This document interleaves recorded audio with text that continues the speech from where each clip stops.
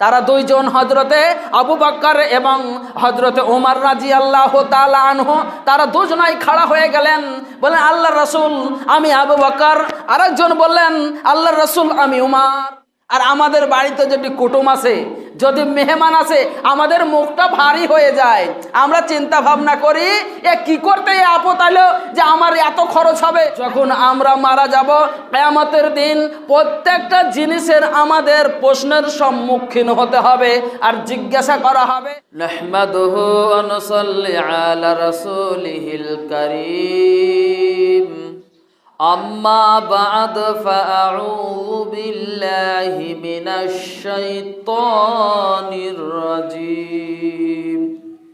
بسم الله الرحمن الرحيم. ثم لتسألن يومئذ عن النعيم. আলায়াত। সম্মানিত অত্র জুমা মসজিদের মুসল্লি, আল্লাহ পাক রব্বুল আলামিনের দরবারে অসংখ্য দরুদ এবং সালাম শান্তির দ্বারা বর্ষিত হোক, যে আল্লাহ আমাদেরকে মানব কুলে জন্ম দিয়েছেন, যে আল্লাহ রুজিদাতা, জীবনদাতা, পরিচালক, সাহায্যকারী, সেই আল্লাহর দরবারে হাজার হাজার শুকরিয়া জ্ঞাপন করি। আমরা সকলে বলি আলহামদুলিল্লাহ। আল্লাহর প্রশংসার পর বিশ্বনবী হযরতে মুহাম্মদ মুস্তাফা আহমদ মুস্তাফা সকলে বলুন সাল্লাল্লাহু আলাইহি ওয়াসাল্লামের উপর অসংখ্য দরুদ এবং সালাম শান্তির দ্বারা বর্ষিত হোক। সকলে আল্লাহুম্মা আমিন। আপনাদের সম্মুখে পবিত্র কোরআন মাজিদ থেকে সূরা তাকাসুর থেকে সূরা তাকাসুরের শেষ আয়াত একটি পাঠ করেছি। আয়াতটিকে সম্মুখে রেখে আজকের জুমার সংক্ষিপ্ত আলোচনা শেষ করব ইনশাআল্লাহ। মা তৌফিক ইল্লা বিল্লাহ। আজকে আলোচনা করব নিয়ামত সম্পর্কে। নিয়ামত এটি আরবি শব্দ। নিয়ামত এটা হচ্ছে আরবি শব্দ, বাংলাতে যেটা আমরা বুঝি, যার অর্থ হচ্ছে দান। আল্লাহ পাক রব্বুল আলামিন যে সমস্ত জিনিস আমাদেরকে দান করেছেন, আমাদেরকে যে সমস্ত জিনিস দান করেছেন, প্রত্যেকটা জিনিসের কিয়ামতের দিন আমাদেরকে জিজ্ঞাসিত করা হবে। সুম্মা লাতুসআলুন্না ইয়াউমাইযিন আনিন নাঈম।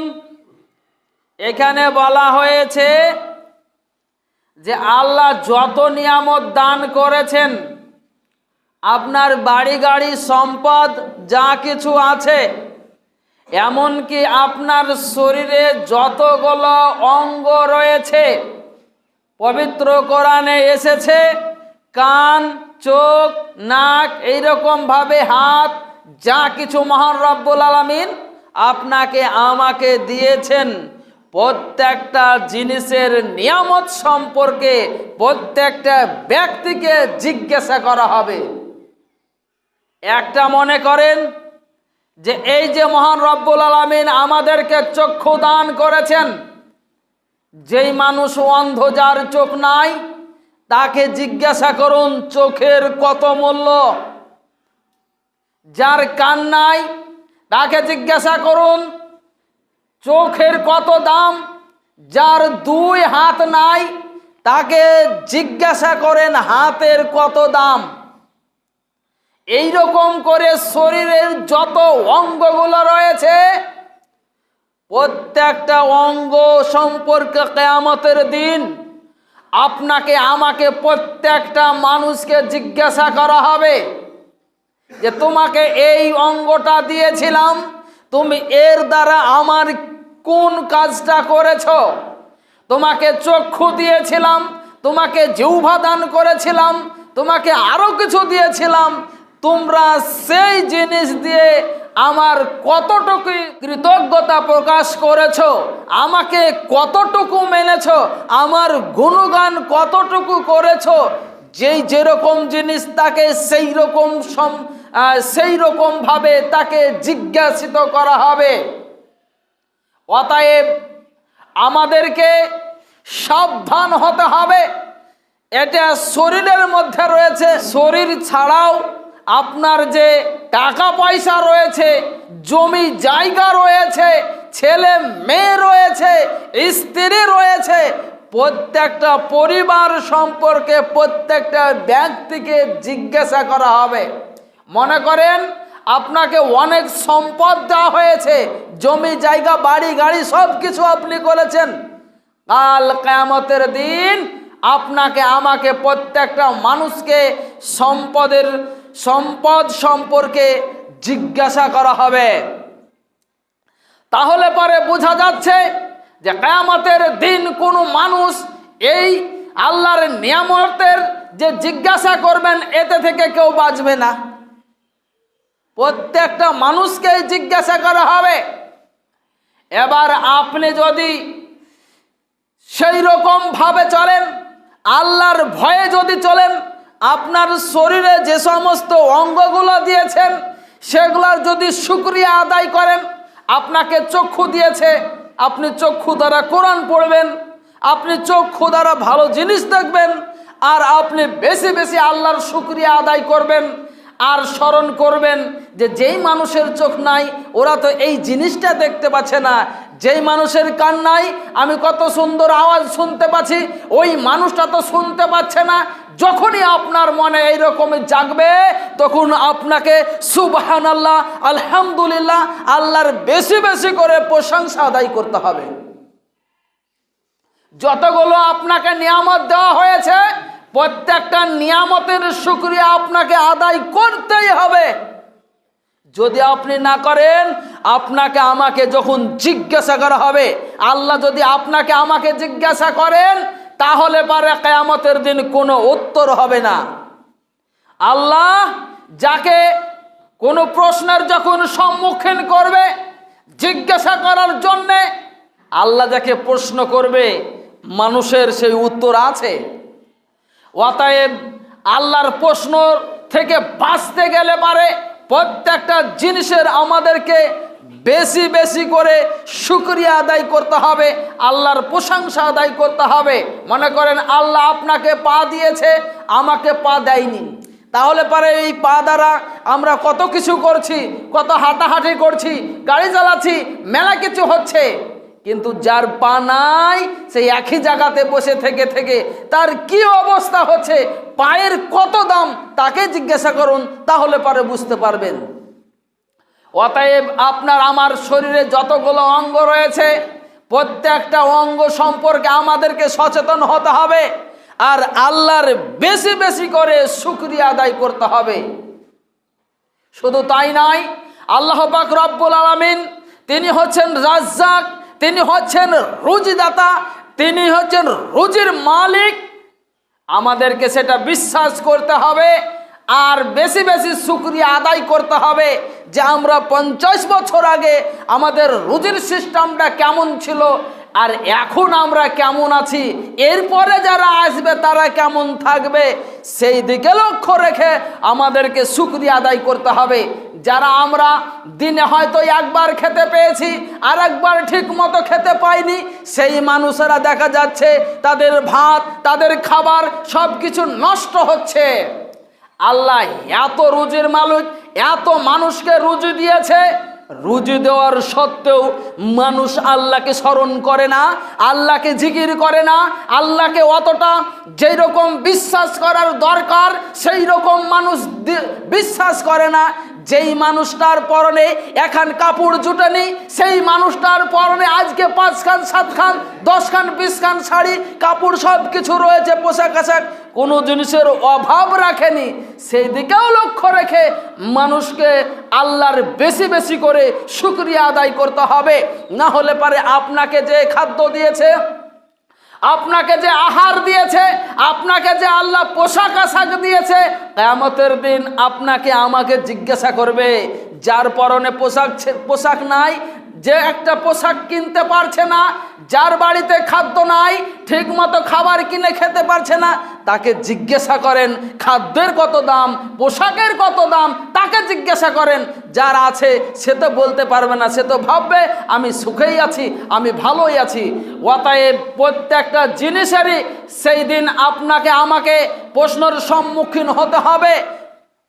প্রশ্নের সম্মুখীন থেকে বাঁচতে গেলে পারে আল্লাহ পাক রব্বুল আলামিন যে সমস্ত নিয়ামতগুলো আমাদেরকে দিয়েছেন তার বেশি বেশি করে কৃতজ্ঞতা, তার বেশি বেশি শুকরিয়া, আলহামদুলিল্লাহ, সুবহানাল্লাহ, এইরকমভাবে বেশি বেশি করে প্রশংসা আদায় করতে হবে। শুনুন, একটা বুখারী শরীফের হাদিস আপনাদেরকে শোনাই, তাহলে পরে বুঝতে পারবেন। এই যে খাদ্য খাবার, যাদের 50 বছর বয়স হয়েছে, যাদের 60 বছর বয়স হয়েছে, তাদেরকে জিজ্ঞাসা করেন যে 50 বছর আগে এই খাবারের সিস্টেমটা কেমন ছিল, তারা কিভাবে জীবনযাপন করেছে, তারা পোশাক আশাক কেমন পেয়েছে, আর এখন কেমন পাচ্ছে। একটা ঘটনা শোনাই বিশ্বনবী সাল্লাল্লাহু আলাইহি ওয়াসাল্লামের সহিহ বুখারী শরীফের হাদিস থেকে। মুসলিম জাহানের প্রথম খলিফা হযরতে আবু বকর সিদ্দিক রাদিয়াল্লাহু তাআলা আনহু, দ্বিতীয় খলিফা হলেন হযরতে ওমর ফারুক রাদিয়াল্লাহু তাআলা আনহু। আর বিশ্বনবী সাল্লাল্লাহু আলাইহি সাল্লাম এখন যেমন প্রধানমন্ত্রী, তখন তিনি প্রধানমন্ত্রী, তিনি নবী এবং রাসূল। আর তার কর্মচারী মুখ্যমন্ত্রী আর যাই বলেন না কেন সেটা হচ্ছে আবু বকর এবং ওমর। এরা দেখেন, ওরা দেশের যাবতীয় কাজ সারাদিন সব কিছু করে, আপনার রাতের সময় তারা বিছানায় এবার শুয়েছে, তারা বিছানাতে শুয়েছে, শোয়ার পরে সারাদিন পরিশ্রম করার পরে তাদের পেটে কিছু আহার যায়নি, কোনো খাদ্য খাবার খায়নি, কারণ ওদের কাছে সম্পদ অনেক কিছু রয়েছে। 10-এর মাল, বাইতুল মাল, আরো সব দানের মাল হিসাব করার জন্য তাদেরকে রাখা হয়েছে, সব মালই রয়েছে। কিন্তু ওরা যেটা পাবে সেটা হয়তো তাদের শেষ হয়েছে। এবার দেখেন যে সেই সম্পদ হিসাব নিকাশ করার পরে এবার রাতে বিছানাতে শুচ্ছে, শোয়ার সময় অনেক গভীর রাত হয়েছে। হযরত আবু বকর সিদ্দিক রাদিয়াল্লাহু তাআলা আনহু তিনি বিছানায় আর ঘুমাচ্ছেন না, মানে পেটে জ্বালা আছে, আর কি ঘুমাবে। হযরত আবু বকর করলেন কি, বিছানা থেকে উঠে গেলেন, বিছানা থেকে গভীর রাতে উঠে গেলেন। উঠে যাওয়ার পরে জঙ্গলের রাস্তা ধরেছেন। তারপরে এইদিকে হযরতে ওমর ফারুক রাদিয়াল্লাহু তাআলা আনহু তিনিও গভীর রাতে উঠে ওই একই রাস্তা ধরেছে, জঙ্গলের রাস্তা ধরে।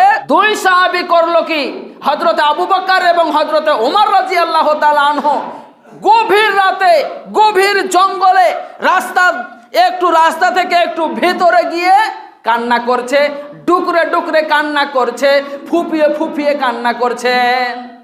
ওরা জিজ্ঞাসাবাদ করলে কি ব্যাপার, তুমি গভীর রাতে এরকম এখানে কেন, তোমার বাড়িতে কোনো সমস্যা হয়েছে নাকি, বাড়িতে কোনো ঝামেলা হয়েছে নাকি।